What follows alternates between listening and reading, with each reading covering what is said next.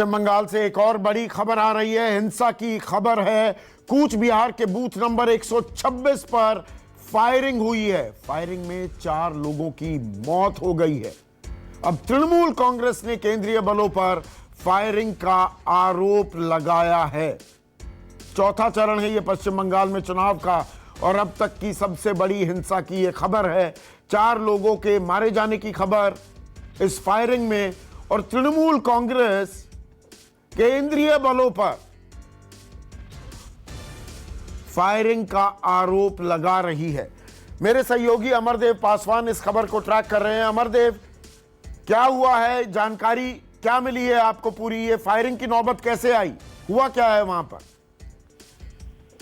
देखिए, अभी थोड़ी देर की पहले के बाद मामला है, जब कूच बिहार के शीतलकुची गोल पट्टी का इलाका है, जहां पे 126 नंबर मदरसा बूथ है। जिस जगह पे कुछ लोग जो थे वहां पे काफी भारी संख्या में गोलबंद होके खड़े थे और जिनको केंद्रीय बल उनको वहां से हटाने का प्रयास कर रही थी। अचानक से वहां से खबर आया कि 4 लोगों की वहां पे गोली लगने से मौत हो गई है, जिन पर केंद्रीय बलों ने फायरिंग की है। इसको लेकर अभी पूरे इलाके में उत्तेजना का माहौल है और फिलहाल अभी मौके पर पुलिस पहुंची हुई है और जो वहां पे जो लोग हैं, जो भीड़ में जो वहां पे इकट्ठा हुए थे, उनको हटाने का प्रयास कर रही है। तो फायरिंग की नौबत क्यों आई? क्या सीआरपीएफ या सेंट्रल जो पुलिस, जो केंद्रीय सुरक्षा बल हैं, उनके किसी अधिकारी से आपकी बात हो पाई अमरदेव? जी, अभी तक तो इस मामले में अभी तक केंद्रीय बलों की किसी भी जो अधिकारी हैं उनका कोई ना तो बयान आया है, ना ही उनसे कोई बातें हो पा रही है कि आखिर ये फायरिंग हुई तो किस लिए हुई, और अगर हुई भी है तो आखिर उसका कारण क्या था। लेकिन फिलहाल जिस तरीके से जो सुबह से जो देखा जा रहा है जो चुनाव के दौरान कि जो तमाम जो बूथें हैं, बूथों पर एजेंट को मतदान केंद्रों में बैठाने को लेकर ये मामला लगातार शुरू हुआ था और वो हिंसात्मक हुआ, जिस कारण एक भाजपा के एक कर्मी 18 वर्षीय कर्मी की हत्या भी हो गई थी बूथ पर, जिसको लेकर अभी भी पूरे इलाके में भी उत्तेजना का माहौल है। और अचानक से अभी थोड़ी देर पहले ये जो 4 लोगों की जो मौत हुई है, जिसके बाद से जो वहाँ पे जो तृणमूल जो कर्मी है वो लगातार आरोप लगा रही है कि केंद्रीय बलों ने उन पर फायरिंग कर की तो है। मतलब सुबह बीजेपी कार्यकर्ता की हत्या होती है, आरोप तृणमूल पर लगता है। अब तृणमूल कांग्रेस आरोप लगा रही है केंद्रीय सुरक्षा बलों ने ये फायरिंग की है जिसमें 4 लोगों की मौत हुई है। जी बिल्कुल, इसी तरह का भी घटना जो भी सामने आया हुआ, आरोप और प्रत्यारोप का भी दौर जो है वो शुरू है और लगातार जो है अभी इलाके में हिंसात्मक स्थिति बनी हुई है, जिसको लेकर अभी भी जो वहाँ पे जो सुरक्षा का जो व्यवस्था है उसको लगातार बढ़ाया जा रहा है कि आगे इस तरह का घटना दोबारा न घटे। मेरे साथ बीजेपी के प्रवक्ता शिशिर बजोरिया और तृणमूल कांग्रेस की प्रवक्ता जूही बिस्वास जुड़े हुए हैं। जूही, अब आपकी पार्टी आरोप लगा रही है केंद्रीय सुरक्षा बलों पर। सुबह आरोप आपके कार्यकर्ताओं पर लगता है कि बीजेपी कार्यकर्ता की हत्या कर दी गई है। ये हिंसा का जो बदसूरत चेहरा है वो फिर से उभर कर सामने आ रहा है क्या? जी, बहुत दुख की बात है, बहुत ही शर्मनाक बात है कि ऐसे हम लोग जो चुनाव करते हैं, चुनाव में जो मुद्दे होना चाहिए विकास का मुद्दा होना चाहिए, लेकिन विकास के मुद्दा छोड़ के इतना ज्यादा हिंसा फैल रहा है। आज सुबह से लेके सुबह भी खबर आ रहा था 18 वर्ष के लड़का को गोली मार कर हत्या कर दी गई, अभी 4 लोगों का हत्या हो रहा है। तो चुनाव आयोग क्यों नहीं ये स्टेप ले रहा है? वहाँ पर इतना हिंसा कैसे फैल रहा है ये समझ में नहीं आ रहा है।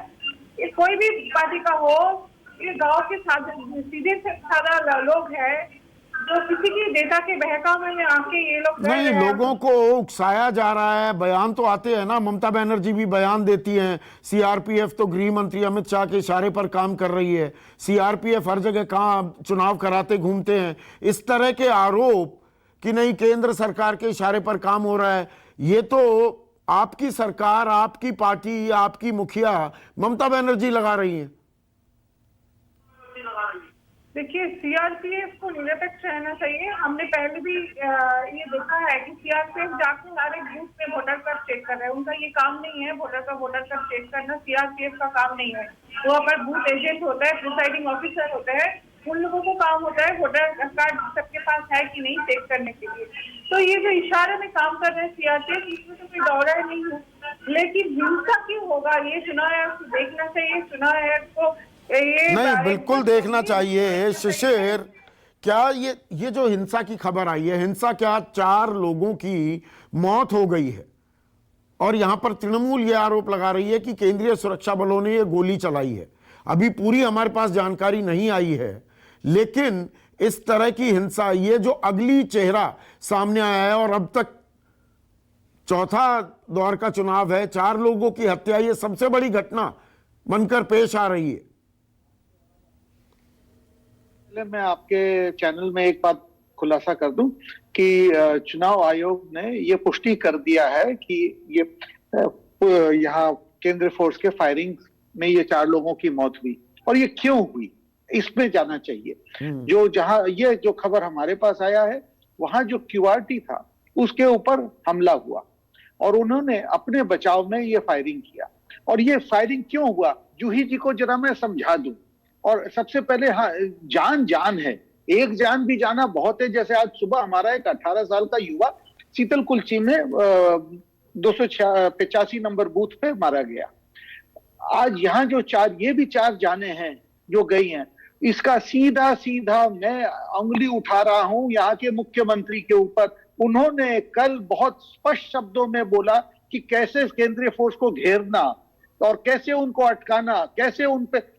जब मुख्यमंत्री इस ढंग का भड़काऊ बयान देती हैं, और इस पे हमारे दल, जब हम गए, मैं उस दल में था, और हमने कमीशन को से ये गुहार लगाई थी कि ये ममता बनर्जी जो कि अभी मुख्यमंत्री, तो विदाई मुख्यमंत्री हैं, इन पे यदि आप सेंसरशिप नहीं लगाएंगे तो यहाँ बड़ा घटन घटेगा, जो दुर्भाग्यपूर्ण है कि आज घट गया।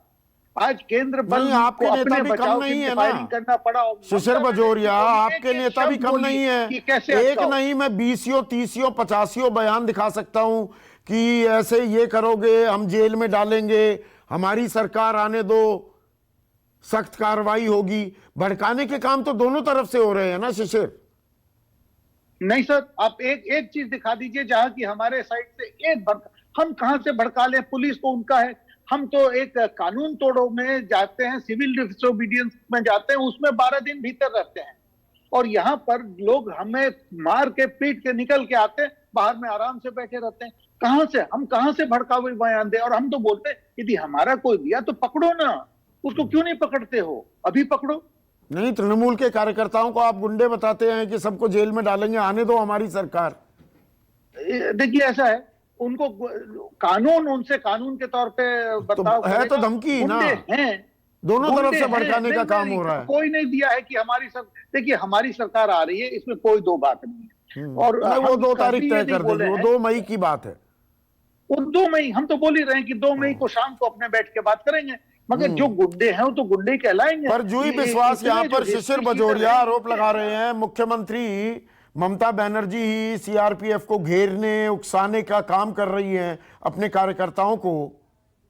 तो इस तरह के परिणीति तो होगी, इस तरह का अंजाम तो आएगा ना सामने। वीडियो शिशिर जी के पास है क्या, जो आप बता रहे हैं कि ममता बनर्जी को बोले हैं कि सुरक्षा बलों को घेर दीजिए? ऐसा कुछ नहीं है। आप अगर देखिए यहाँ पर जो प्रोसेस चल रहा है, चुनाव के जो प्रोसेस है, उसमें चुनाव आयोग के पास अभी पूरा उनके पास पावर है। तो अभी जो भी यहाँ पर जो हिंसा की खबर आ रहा है, इसमें तो हम लोगों ने भी कंप्लेन किया, पार्टी के तरफ से बहुत सारा कंप्लेन लेटर चुनाव आयोग के पास जमा है, जिनका कोई उत्तर नहीं मिल रहा है। 3 रिप्लाई आया है अभी तक चुनाव आयोग से, लेकिन इतना ज्यादा हिंसा की घटना है। आज जाकर आप देखेंगे हुगली और चुचुड़ा में लखन चैटर्जी वापस खुद के गाड़ी का कान अंदर से टूटा हुआ है, वो इल्जाम लगा रहा है कि तृणमूल के लोग तोड़ दिया है। तो ऐसे बहकाने के काम, ये जो बहका रहे हैं लोगों को, बीजेपी लगातार ये काम कर रहे हैं। बीजेपी के जितने भी लीडर है ये लगातार ये काम कर रहे हैं, तो लोगों सामने आए, लोग भड़के, लोगों को भड़काए। ये सारे काम बीजेपी की तरफ से हो रहा है, किसी एक पार्टी की तरफ से नहीं होता है। लेकिन ये बहुत दुख की घटनाएं हैं, ये कोई बिल्कुल दुख की घटना है। 4 लोग उनकी मौत हो गई है, जाहिर सी बात है ये चिंता की घटना है। लेकिन एक मिनट, मैं थोड़ा ग्राउंड सेंस भी ले लूं। वरुण, यहाँ पर ये तृणमूल बीजेपी, ये मतलब एक शगल हो गया है। कोई भी हिंसा होती है, बीजेपी कहेगी हमारा कार्यकर्ता मारा गया, वो तृणमूल ने किया है। तृणमूल कहती है सीआरपीएफ केंद्र सरकार के इशारे पर काम कर रही है। अब खबर आ जाती है कि गोली चली है, 4 लोगों की मौत हो गई है। आपने ग्राउंड पर सेंस क्या लिया? ये ताली एक हाथ से बज रही है या दोनों तरफ से ये खेला हो रहा है? ये खेला हो बे हिंसा का?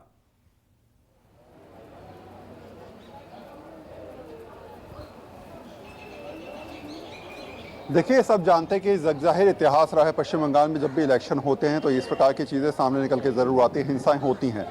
शायद यही वजह थी कि अतिरिक्त सुरक्षा बलों को यहाँ पर तैनात किया गया। संवेदनशील इलाकों पे, जहाँ पर बहुत ही संवेदनशील बूथ है, उन पे ज़्यादा जो है वो केंद्रीय सुरक्षा बलों की तैनाती की गई। और जिस जगह यहाँ पर ये अभी फिलहाल ये खबर आ रही है वो बेहद संवेदनशील था। और वहाँ पर जहाँ तक मुझे पता है कि 3 टुकड़ियाँ जो है वो सीआरपीएफ की तैनात थी बाहरी पोर्शन में, और करीब 9 बूथ हैं उस इलाके में। वहाँ तमाम जगह जो है वो बहुत ही सेंसिटिव जोन माना जाता है। तो ये तमाम ऐसी चीज़ें हैं जिसमें समझाने के लिए काफ़ी कि दोनों की दोनों, चाहे वो टीएमसी हो चाहे वो बीजेपी हो, ये दोनों दल जानते हैं कि इस समय चुनावी मौसम में आरोप लगेंगे, बूथ पर पब्लिक पहुंच पा रही है नहीं पहुंच पा रही, जहां जिसके पक्ष में वोट डाल रहा है वहां जाकर स्थिति को समझना। तो ऐसे में चुनावी दौर में एक दूसरे पे आरोप चलते रहेंगे। वो कहेंगे इनकी गड़बड़ है, वो कहेंगे इन्होंने गड़बड़ करी है। तो ये तो चलता ही रहेगा। लेकिन हाँ, ज़मीनी स्तर पर मैं जहाँ तक समझ पाता हूँ, पिछली बारों के मुकाबले, जो पहले चुनाव होते थे उसके मुकाबले इस बार जो है वो बहुत हद तक इलेक्शन कमीशन ने बहुत सारी चीज़ों को समझा, ज़्यादा सिक्योरिटी फोर्सेस को तैनात किया और कोशिश करी कि जहाँ जहाँ से इस प्रकार की खबरें आएँ तुरंत वहाँ पर मोड ऑफ एक्शन तुरंत तैयार होना चाहिए। जो आला अधिकारी हैं वो वहाँ पर रहने चाहिए। और एक और इम्पोर्टेंट मैं आपको बता दूँ कि जो सेंसिटिव जोन है, जो जहाँ पर उम्मीद रहती है कि इस प्रकार की चीज़ें हो सकती हैं, वहाँ से 2 किलोमीटर के दायरे में एसडीएम लेवल के जो अधिकारी होते हैं वो, और साथ साथ एक टुकड़ी अतिरिक्त सुरक्षा बलों की तैनात रहती है कि जरा से मूवमेंट पे तुरंत वो लोग पहुंच पाएं, मुश्किल से 10 से 15 मिनट के। तो शायद यही वजह है कि जैसी चीजें आती, जैसी इंफॉर्मेशन आती है, इलेक्शन कमीशन तुरंत एक्शन में आता है और वहां पर ज्यादा सारा फोर्सेस पहुंचाता है। जी, ये जो हिंसा की खबरें आ रही हैं, ये बूथ स्पेसिफिक हैं वरुण, इनका या असर आप बाकी जगह भी देखते हैं? मैं चारों चरणों की बात आपसे जानना चाहूंगा। क्या कोई डर है, थोड़ा भय है, इसीलिए लोग बोलते भी नहीं हैं? आप लोगों से उनकी राय, मुद्दे पूछते हैं तो 10 में से 8 लोग कुछ भी नहीं बोलने को तैयार हैं। क्या इसका स्पिल ओवर भी देखते हैं या ये बूथ स्पेसिफिक हो रही है हिंसा?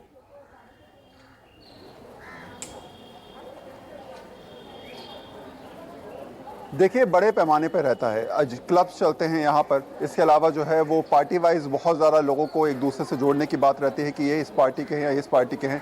बूथ भी ये भी रहता है कि जहाँ ये वाला बूथ जो है वो बीजेपी के ज़्यादा लोग यहाँ पर वोट डालेंगे या इस वाले पे टीएमसी के ज़्यादा जो है वो वोटर्स हैं। ये सारी स्ट्रैटेजी के बाद जो है वो लोकल लेवल पे इस प्रकार की चीज़ें बहुत देखने को आती हैं। जहाँ तक सेंसिटिव बूथ की बात है कि यहाँ पर इस प्रकार की चीजें हो सकती हैं, तो ये पहले से चिन्हित हर स्टेट में किया जाता है। लेकिन हाँ, यहाँ क्योंकि पश्चिम बंगाल में हिंसा का जो रेखा है वो हमेशा लंबी खिंचती नजर आती है हर बार जो।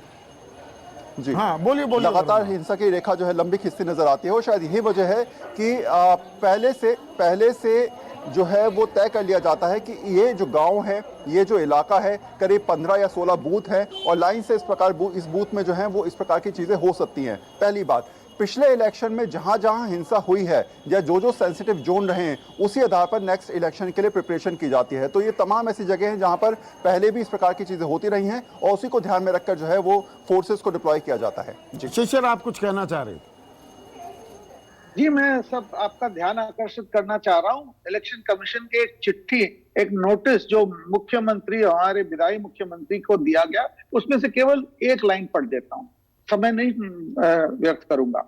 Whereas prima facie completely false, provocated, intemperate statements made by Miss Mamata Banerjee, chairperson of AITC, who is also the honorable CM of West Bengal, attempts to berate and vilify central paramilitary forces during electoral process are causing extreme demoralization amongst the rank and file of these forces who have been rendering yeoman service.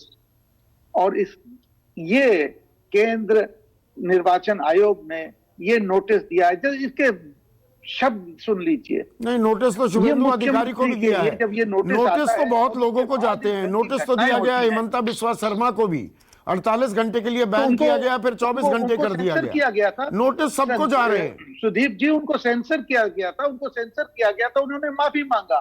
हम तो बार बार बोल रहे हैं कि हमारे यहाँ के विदाई मुख्यमंत्री, मैं वही कह रहा हूँ ना शिशिर बाबू, देखिए ताली दोनों दो हाथ से बज रही है ना। नहीं सर, माफ कीजिए, मैं इसमें आपसे इत्तेफाक नहीं रख पाता हूँ। हाँ। माफ कीजिए, इसलिए कि 1000 कंपनी केंद्रीय फोर्स आया है और तृणमूल बार बार क्या बोल जाता है, इनको कन्नी काटना है तो बोलता है अभी तो सब कानून व्यवस्था उनके हाथ में। और हमारी जूही जी ने एक और जरा गलत गुमराह करने के लिए लोगों को बोल दिया, वोटर कार्ड चेकिंग 24 अक्टूबर 2008 का सर्कुलर बहुत साफ है।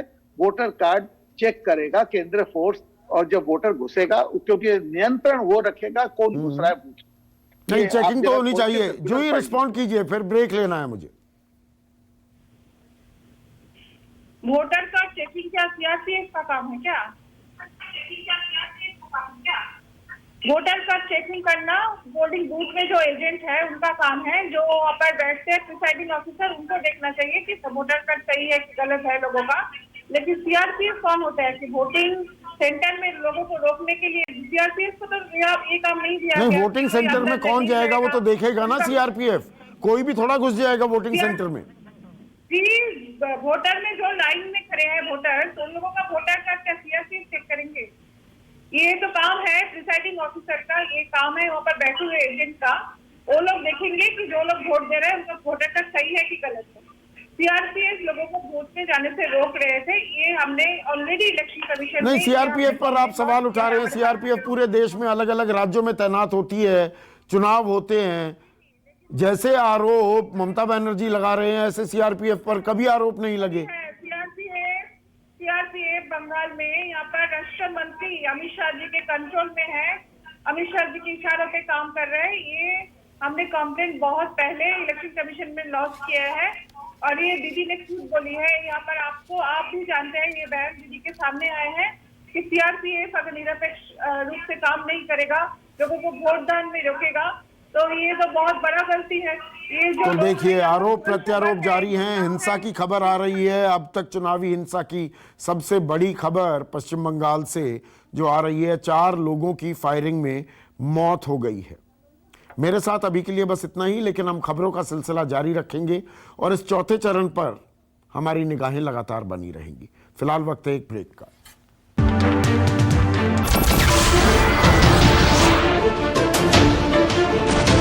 नमस्कार, मैं हूं मानक गुप्ता। अगर आपको हमारा ये वीडियो पसंद आया हो तो इसे लाइक और शेयर जरूर करें, और हां, हमें सब्सक्राइब और फॉलो करना ना भूलें ताकि आप देश और दुनिया की कोई खबर मिस ना करें। तो जुड़े रहिए हमारे साथ और देखते रहिए न्यूज़ 24।